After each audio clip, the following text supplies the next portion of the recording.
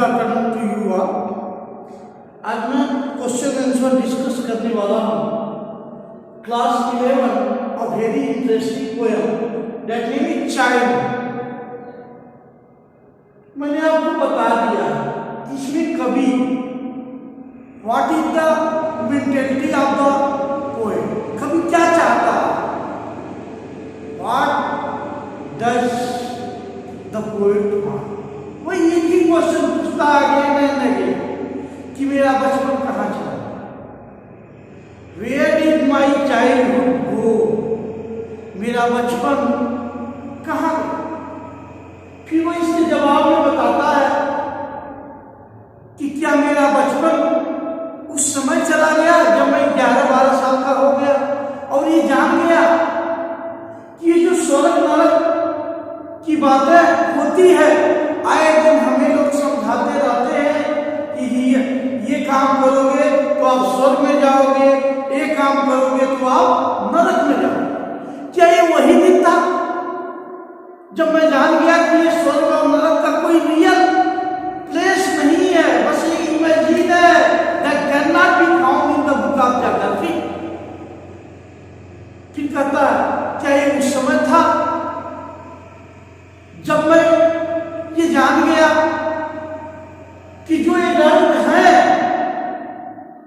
वो जैसे दिखते हैं वैसे होते हैं। मतलब क्या after either person talk about love, खुद ही कहा गया है ना, गजेंद्र सोलंकी क्यों इंडिया वालों को अब्यूज करता है, गाली देता है, क्योंकि he boldly says that India is a hypocritic country. India क्या है? हाइपोक्रेटिक कंट्री है, ढोंगी देश। यहां जिस चीज के लिए मना किया जाता है वो लोग करते हैं, और जिस चीज को एकदम खुलेआ क्यों लिखा है कबीरदास जी ने कि 2.5 पोथी पढ़ जन्मुआ पंडित भया गोर, 2.5 आखर प्रेम का पढ़े सुपंडित। इसी प्रेम पर तमाम फिल्में बन गई। तभी तो किसी ने लिखा है कि भंवर कुंदनी पर मचल बैठा तो हंगामा, हमारे दिल में कोई ख्वाब पर बैठे तो हंगामा। अभी तक लोग सुनते आए किस्साए मोहब्बत का, उस किस्से को फसाने में हकीकत में बदल बैठा तो हंगामा। तो वही कहा कि क्या ये वो समय था जब मैं ये जान गया कि जो ये दर्द लोग हैं वो जो बात करते हैं क्या प्रेम की बात करते हैं, प्रेम करने को कहते हैं, प्रेम की सलाह देते हैं, लेकिन खुद किसी के साथ प्रेम पूर्वक बर्ताव नहीं करते। फिर कभी कहता मेरा बचपन कहाँ गया। क्या वो दिन था when I thought that my mind is my own and I can do all my work according to my mind। क्या ये वो समय था जब मैंने ये महसूस किया कि ये मेरा दिमाग मेरा अपना दिमाग है, मैं इसे जैसे चाहूं वैसे यूज कर सकता, मैं चाहे एक करूं मैं चाहे वो करूं, मेरी मर्जी। फिर वो कहता है मेरा बचपन कब और कहाँ गया। शायद यह किसी नवजात बच्चे इन्फैंट नवजात शिशु को कहते हैं, चाइल्ड को नहीं, नवजात शिशु के चेहरे में क्या है छिपा हुआ। तो इसी पर कुछ क्वेश्चन आंसर है, मैंने आपको बताया भी था। पहला क्वेश्चन तो यही पुटअप होता है सबसे आसान, जिसको आप कई बार सुनते आए हैं, और what according to the poem is involve in the process of growing up, कि जब हम बड़े होते हैं तो कौन सी चीज है जो इन्वॉल्व हो जाती है। तो वही सीधी सी बात है कि इस कविता के अनुसार जब हम बड़े होते हैं तो तमाम स्टेज होती, मैच्योरिटी, बताती है कि हम बड़े हो रहे हैं, किशोरावस्था बताता है कि हम बड़े हो रहे हैं। यानी when a person becomes logical, rational and is able to maintain individual thought, अपना पर्सनल था, so he is assumed to be grown up, तो माना जाता है कि वो क्या है, बड़ा हो गया। A grown up can discriminate between reality and fantasy and between reality and hypothesis। एक और क्वेश्चन बहुत ही आसान पूछा जाता है, ये थिंक करने की बात है। What is the poets feeling towards child? कवि का फीलिंग्स क्या है चाइल्डहुड के बारे में? So the poet grows nostalgic about his child. कवि जो है स्वयं ही प्रश्न कर रहा है और स्वयं उसके उत्तर दे रहा है। वो कहता है कि he feel that childhood is full of innocence. जो बचपन है वह इनोसेंस से भरा हुआ है, माइल्ड फ्री है। अब इस चीज को समझने के लिए आप जाए, हम और आप किसी को कोई चीज बहाना कर देते हैं, लेकिन जैसे मान लो कोई पड़ोसी आपके घर आए कोई चीज मांगने के लिए और आपके वहां छोटा सा आपका भाई और आपकी मम्मी ने कह दिया नहीं है, और उसने उस चीज को देखा है तो मम्मी से नहीं पूछेगा, उसके दिमाग में आएगा कि हो सकता है मम्मी जानती ना हो, भूल गई, वो ला करके सामान बता रहे मम्मी तुम यहाँ रखी थी भूल गई। तो वो माइल्ड फ्री होता है, इनोसेंस होता है।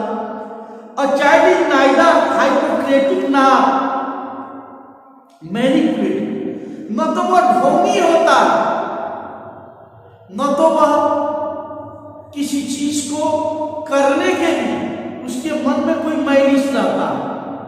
He is free from all these wrong habits and found in adult। जो एडल्ट में पाया जाता है इस तरह की चीजें कि वो झूठ बोलते हैं, कहते हैं ना एक सत्य को छुपाने के लिए तमाम झूठ बोलने पड़ते हैं। क्यों?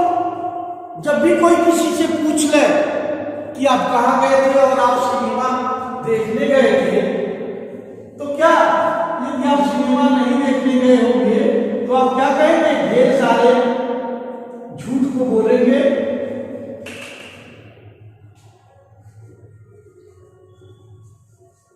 ढेर सारे झूठ बोलेंगे। तो वही कहा एडल्ट इससे फ्री नहीं होती, एडल्ट बहुत झूठ बोलते हैं।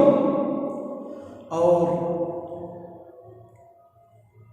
इसीलिए during childhood he is not able to distinguish between truth and imagination। Childhood के दौरान कोई भी बालक सच्चाई और इमेजिनेशन के बीच भेदभाव नहीं रख सकता, क्या उसका फिक्शन है क्या इमेजिनरी है। इसीलिए the poet seem to suffer from a sense of losing of child. इसीलिए कवि को बाल्यावस्था बहुत वो होता है। अब एक क्वेश्चन और पूछता है इसमें, और प्राय अक्सर पूछता है कि द पोएट है discuss two stage of life, child and adult, how do we difference one from another. एक को दूसरे से कैसे करेंगे? भाई बिल्कुल बहुत ही आसान है।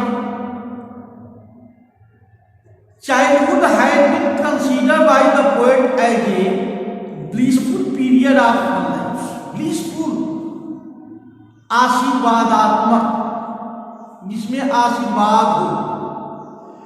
तो स्पष्ट है कि कवि ने चाइल्डहुड को क्या किया है, क्या माना है? किसी के भी जीवन का सबसे ब्लिसफुल पीरियड, आनंददायक period, where a child trust everyone, जहां वह किसी पर भी ट्रस्ट कर सकता है, विश्वास कर सकता है। एडल्टहुड इज मार्केड बाय क्या होता है, वो विडंबनाओं से भरा पड़ा, thought ability to perceive and different and keep new things. भाई सीधी सी बात है, आप अपने मित्र से बात कर रहे हो, मम्मी ने पूछा किससे बात कर रहे हो, तो बताओगे क्या कि यदि अपोजिट जेंडर की मित्र है तो कि हम मित्र से बात कर रहे हैं? नहीं, वही चीज है। फिर एक बहुत ही इंपॉर्टेंट क्वेश्चन है जो थोड़ा सा वो कहता नहीं, तो भैया what is the poet trying to convey when he say that childhood is hidden in an infant? कभी क्या चीज कन्वे कर रहा है, कैसा मैसेज दे रहा है जब वो ये कहता है कि चाइल्डहुड हिडन है एक इन्फेंट शिशु के फेस में? तो सीधी सी बात है, the poet says an infant is really innocent. जो नवजात शिशु है उसको क्या है, बस मम्मी के दूध से मतलब है और कुछ बस खाने से मतलब। एज ही ट्रस्ट बिलीवर, जो भी उसको बुलाता है, इधर देखो चुटकी में उधर ही देखता है। And does not try to fool other, दूसरों को मूर्ख बनाने की कोशिश नहीं करता जैसा कि हम और आप करते हैं। The poet brings out this fact by contrasting it with the behaviour of adult. इसके विरोध में वो तुलना करके बताता है इसका एडल्ट हु बिकेम मैनिपुलेटिव है आर हाइपोक्राइट, जो ढोंगी होते हैं, समय समय पर बदलने वाले होते हैं। As a person develop rational thought his child like innocence fades away, क्या है, चला जाता है। फिर एक बहुत ही फिलॉसफी से जुड़ा हुआ क्वेश्चन है और कभी कभी ये आ भी जाता है कि independent thinking a step towards adulthood, क्या जो स्वतंत्रता है वो सोचती है, स्टेप रखती है एडल्टहुड की तरफ? If yes then how? Explain with reference to the poem child. दूसरा इसमें उसी तरह का थोड़ा सा क्वेश्चन घुमा के पूछता है कि जो इसके पोएट है मार्कस नटन, थो showing disapproval regarding the behaviour of adults also raises a very important point that of independent thinking and individual। भाई जो जवानी में लोग विभिन्न दशाओं से सोचते हैं, व्यवहार भी करते हैं, do you agree that independent thinking and individually makes us what we are? कि ये जो स्वतंत्रता है और जो पर्सनल व्यक्तित्व है, जो सबके बारे में हम अलग अलग राय रखते हैं, विविधता, ये जो हम है उसी चीज को दर्शाती है। इस पर आप बताइए। तो निश्चित है देयर इज नो सस्पिशन, आपको इसमें कोई संदेह नहीं है।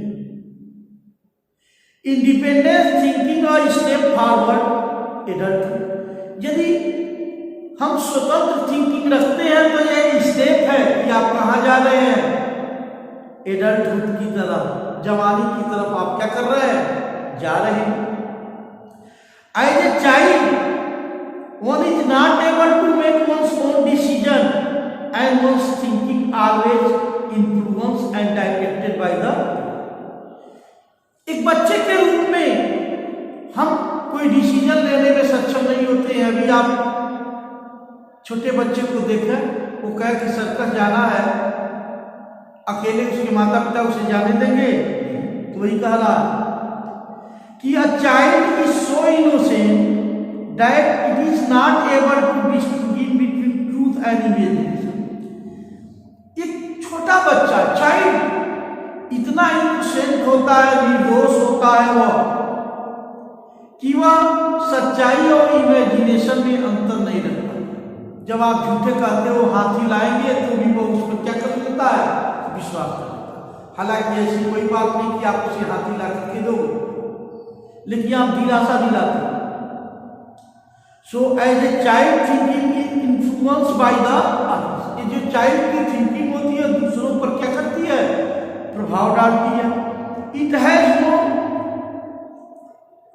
इंडिविजुअलिटी, इसमें कोई व्यक्तिगत चीज नहीं है। Moreover it is prone of manipulation which leads to fickle mindness. ये जो सारी कुरीतियां हैं, सारे जालताज हैं, फाल्स भ्रम से परे है।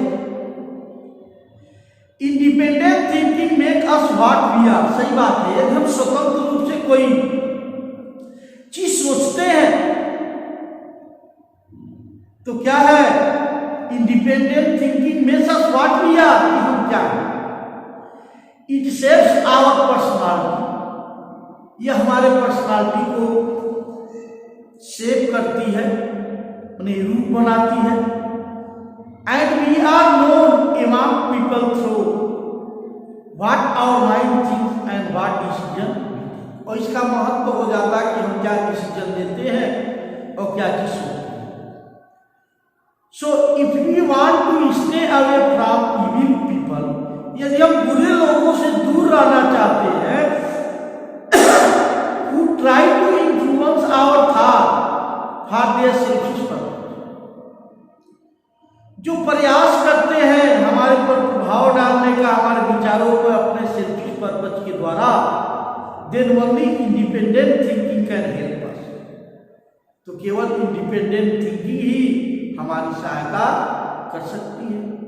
We cannot claim to be an individual if we cannot take decision ourselves। तो ये कविता आपने देखा बहुत ही आसान है, इसमें कोई दिक्कत नहीं है। सो तमाम बातें इस कविता में आई। मेरी मोटो क्या है, वही कि the poet again and again asks the question. So where I think that it would be sufficient for